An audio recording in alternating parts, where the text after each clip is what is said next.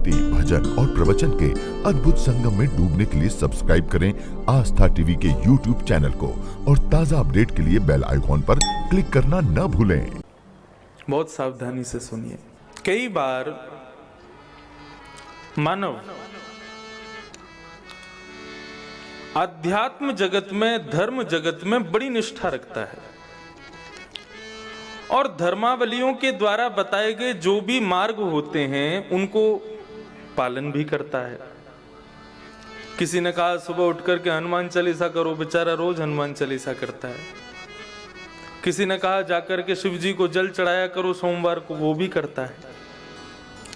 शनिवार रविवार वृंदावन बिहारी जी के दर्शन करने जाया करो, बेचारा वो भी करता है। बोले वृंदावन जाते हो तो लगे हाथ गोवर्धन की परिक्रमा भी दियाया करो, वो भी कर लेता है। और इन सब से भी समय मिले तो कभी आसपास सत्संग आदि हो तो वहां पर जाकर के सुन भी लेना। कई बार मनुष्य इतना धर्मावली हो जाता है, इतना अध्यात्म जगत में उसकी निष्ठा हो जाती है, लेकिन फिर भी हम लोग जीवात्मा हैं।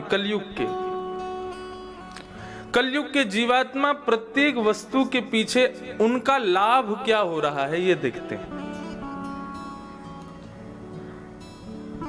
गोवर्धन परिक्रमा करते समय कितना भी आप मन को विचार कर लो कि नहीं मैं तो बस अपने स्वच्छंद भाव से लगा रहा हूं, लेकिन फिर भी मन में 21 किलोमीटर चलते चलते एक ना एक बार तो मन में बात उठी जाएगी, हे गिरिराज जी वो काम अटका पड़ा है, आप कृपा से पूरा करवा दो।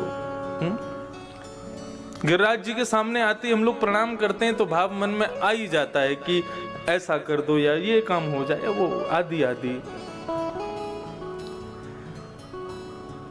लेकिन कई बार इतनी ज्यादा अध्यात्म में निष्ठा होने के बाद भी, कर्म अच्छे होने के बाद भी मनुष्य काल के प्रभाव से दुखी रहता है। फिर भी उसके जीवन में कोई ना कोई संकट बना ही रहता है। हमारे श्रीमद् भागवत में उसका उत्तर दिया गया कि कोई व्यक्ति इतना धर्मावली है तो उसके जीवन में कष्ट हैं, तो वो ये ना विचार करे कि मैं जो भी कृत्य कर रहा हूं उनका फल मुझे नहीं मिलेगा। फल तो मिलेगा। कब मिलेगा? बोले भाग्योदयेन बहुजन्म समर्जितेन।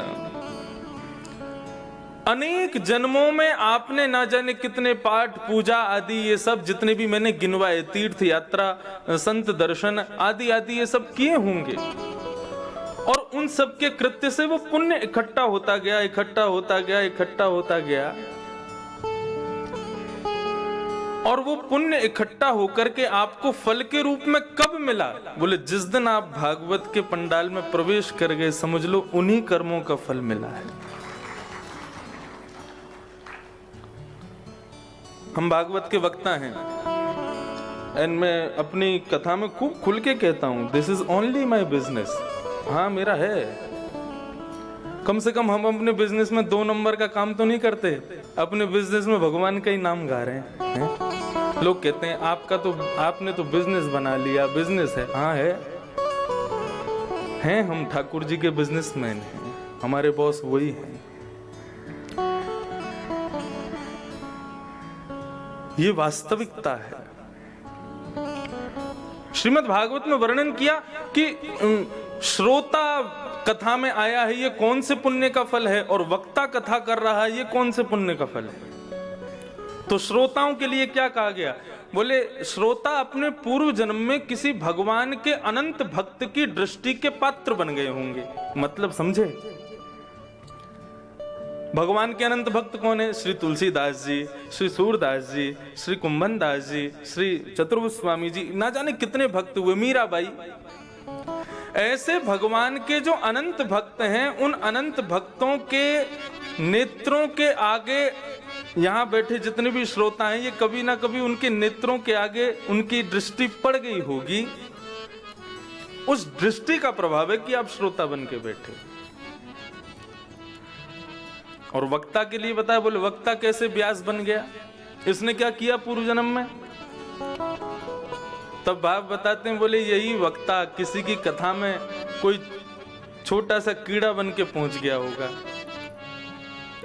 और भागवत के प्रसाद में, जो भागवत जी के प्रसादात्मक जो भी भाव, यहाँ पर लड्डू हो, पेड़ा हो, जो भी हो, उसमें वो कीड़ा बैठ गया होगा और एक तिनका उस प्रसाद का उसने पा लिया होगा।